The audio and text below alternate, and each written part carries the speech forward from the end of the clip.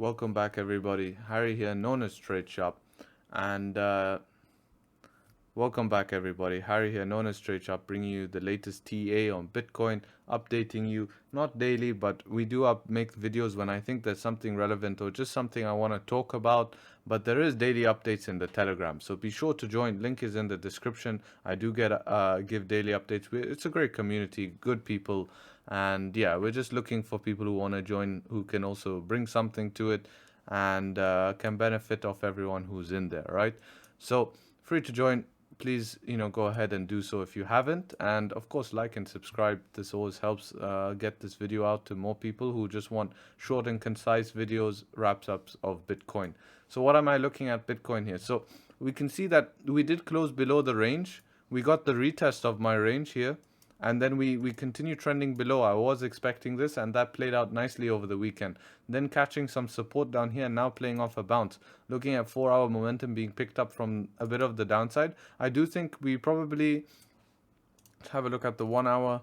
Yeah, I do think 1 hour no bottom wick, so this could flip down and before flipping up, but I do think we do pop up a little bit in the short term, to be honest. With 1 hour Stokes turning down now, this is I just don't see what resistance it's rejecting. I mean, you could argue that it's rejecting this area here, but that's not even a clean rejection. So I do think there is a possibility for it to actually have a little bit of more upside, but then I do think it makes a smaller correction and probably puts in another, to be honest, you see, we're still putting in lower highs, lower highs, lower highs, which is not really good to see, but with 4 hour a bit strong, I do think we could probably test here. Now, the big problem I have, we have the monthly close coming in a day, and the monthly is closing extremely strongly bearish, right? A very, very strong bearish candle, right? And our monthly support is technically here at 33,000. So on a monthly time frame, I want to see it remain above there. We smashed through our first support at 45. Next support is at 33. So I need to see Bitcoin remain above there. And basically, if you go to the daily time frame here, we're not getting much information. We'll go to a cleaner chart here. So we're not getting much information here. It looks like Bitcoin is trying to put in a base here, but we're still trending down. Yesterday, Bitcoin did close below the range here. So this could just be the candle creating a top wick before continuing down lower. But what I need to see Bitcoin do is I need to see Bitcoin trade above 32,000. If Bitcoin starts trading below 32,000, even on a daily, I do think this will be a bear market, and I do think that we will see Bitcoin go to 25k and probably even lower. Why? Because that will lead into the weekly closing below this current area here. Now, if we're looking at lower time frames, yeah, we could have some more wicks, but I want them to remain wicks. I do expect Bitcoin to eventually, it should soon be bounce out of this area. Why do I say that? Just looking at how structures, how we're accumulating, yes, we can go sideways for another 2 weeks, have a few wicks like this, but I do inevitably think we get the bounce here. And this is a very crucial thing, because remember, in my older videos, I'll show you quickly now, we were having, this is a big level where I think we might have that fake out, right? So, you can see here, if we take from the high to the low that we put in, all right, which if you take from the wicks like so, you can see that that deadly area between these 2 points here, between the 0.5 and the 0.618, you don't even need the fib, but I'm showing you the fib to show us confirmation. Why am I doing that? Well, look, we have some resistance, resistance, resistance, resistance. This is a strong area, right?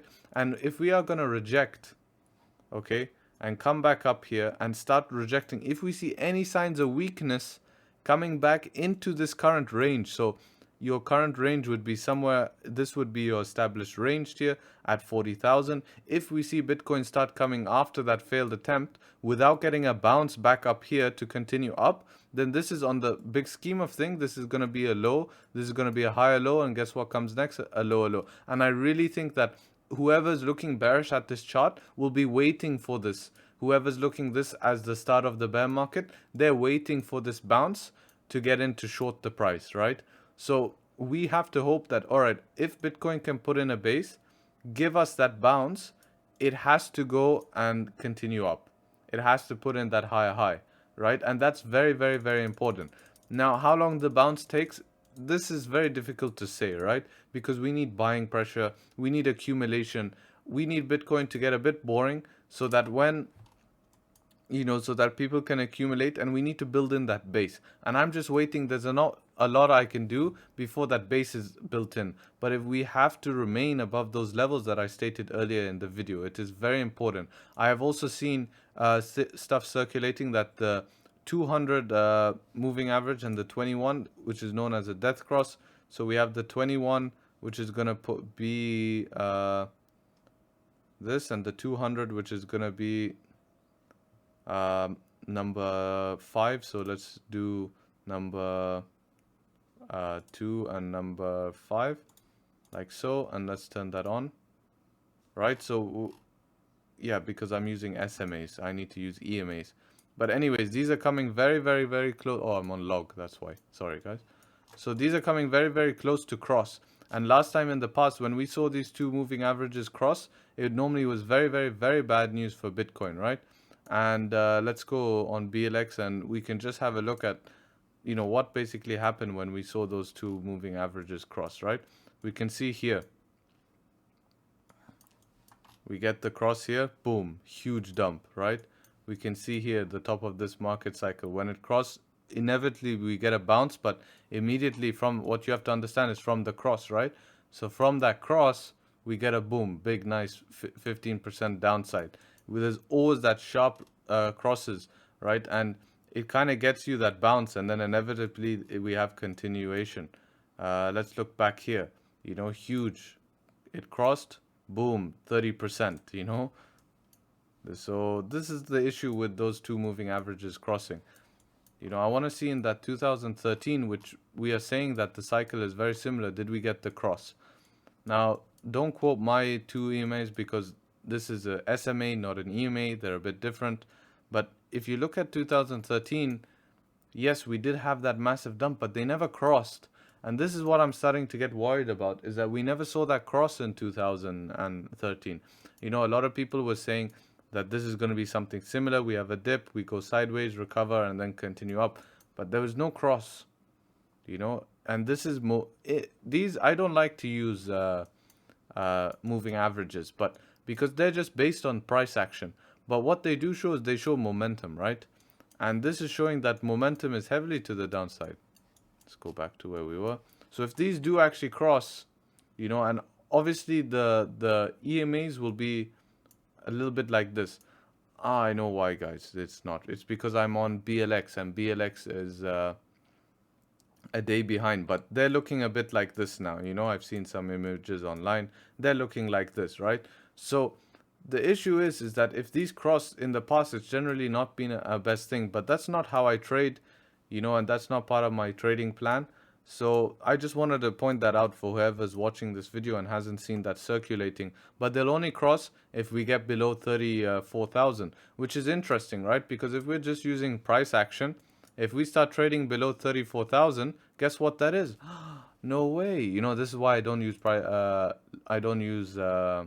moving averages. It's your last support, guys.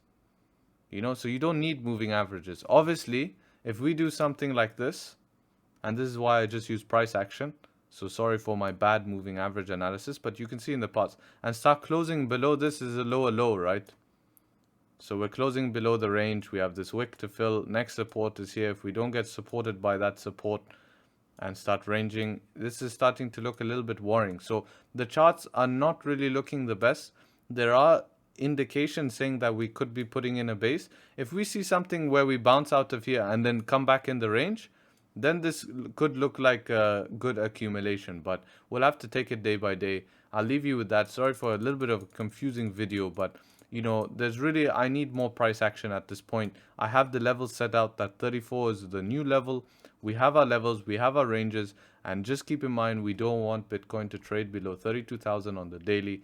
That is an easy confirmation, but we do have a lot of bearish signs. There are some signs that we could see accumulation. We'll have to take it day by day and see what happens. With that being said, take care, trade sharp, and until next time, peace.